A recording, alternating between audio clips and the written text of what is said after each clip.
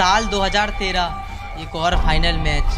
Dressing room में भारतीय खिलाड़ियों की सांसें एक बार के लिए थमसी गई थीं। स्टेडियम में बैठे भारतीय फैंस की आंखें उस भयानक दृश्य को देखकर आंसुओं से भर चुकी थीं। लंका के खिलाड़ी और लंका के ये दर्शक अपनी जीत को करीब देखकर जीत से पहले ही उस जीत की खुशियां मना रहे थे। उस दिन स्टेडियम के चारों ओर श्रीलंका के झंडे एक बार के लिए बुलंद हो चुके थे, क्योंकि उस दिन लंका के गेंदबाजों ने भारतीय खिलाड़ियों पर ऐसा प्रहार किया था कि भारतीय टीम 49 ओवरों में महज 187 रन बनाकर अपने 9 विकेट गंवा चुकी थी और भारत को ज़रूरत थी अंतिम 6 गेंदों पर 15 रनों की। और टीम इंडिया के पास बचा था MS धोनी के रूप में वो आखिरी विकेट। लेकिन किसको पता था कि उसी आखिरी विकेट से आज माही करने वाले हैं लंका दहन। साल 2013 में ICC द्वारा त्रिकोणीय सीरीज का ऐलान वेस्टइंडीज में किया जाता है। सेलकॉन मोबाइल की ये श्रृंखला श्रीलंका, भारत और वेस्टइंडीज के बीच खेली जानी थी।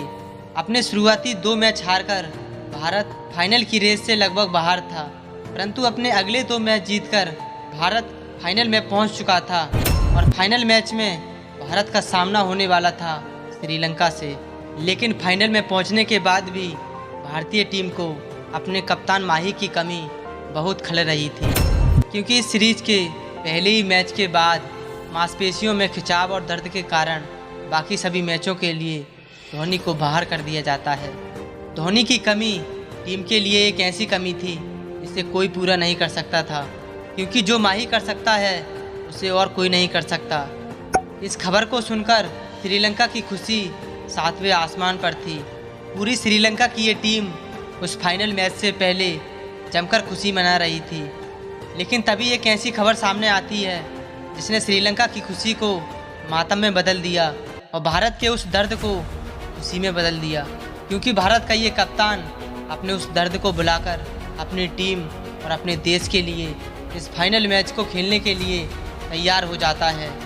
11 जुलाई 2013 भारतीय कप्तान महेंद्र सिंह धोनी अपने दर्द को बुलाकर टॉस के लिए मैदान पर तैयार था। टॉस भारत के पक्ष में रहा और माही ने टॉस जीतकर पहले गेंदबाजी करना सही समझा। लंका की तरफ से उपलथरंगा और महिला जयवर्धने लंका की पारी की शुरुआत करने आते हैं। दोनों बल्लेबाजों ने लंका को शानदार शुरुआत देने का प्रयास किया, लेकिन 7वें ओवर की अंतिम गेंद पर भूवी ने उपलथरंगा को आउट करके श्रीलंका को पहला झटका दे दिया। माही की इस शानदार कैच के साथ ही उपलथरंगा की पारी का अंत हो जाता है। 27 रन के स्कोर पर अपना पहला विकेट गंवाने के बाद कुमार संगकारा के 71 रन की बदौलत श्रीलंका मात्र 37 ओवरों में अपने 2 विकेट के नुकसान पर 171 रन तक पहुंच चुकी थी। श्रीलंका की पारी के 13 ओवर अभी बाकी थे और उसके 8 विकेट अभी उसके खाते में थे। लंका इन अंतिम 13 ओवरों में लगभग 100 रन बनाकर भारतीय टीम को एक बड़ा लक्ष्य देने का सपना देख रही थी, लेकिन अंतिम ओवरों में जडेजा ने शानदार गेंदबाजी की और 49 ओवरों में ही 201 रन के स्कोर पर पूरी श्रीलंकन टीम को ऑल आउट कर दिया।